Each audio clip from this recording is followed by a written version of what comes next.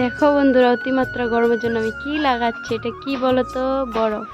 এই বরফটা মানে ফ্রিজে রেখেছিলাম এক বাটি জল, যেটা হয়ে গেছে বরফ, আর সেটা আমি এখন লাগাচ্ছি মুখে।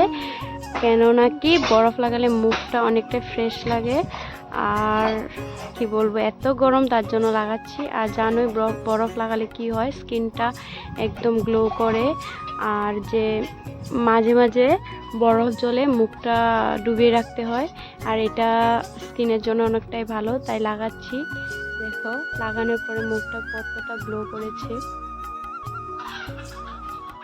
আমাদের মুখের যে সেলসগুলো আছে সেগুলো যদি মেটিয়ে যায়, তার জন্য যদি ঠান্ডা জলটা বা বরফটা লাগানো যায়, তাহলে আমাদের সেলসগুলো অ্যাক্টিভ হয়ে যায়। তার জন্য লাগালে মুখটা গ্লো করে।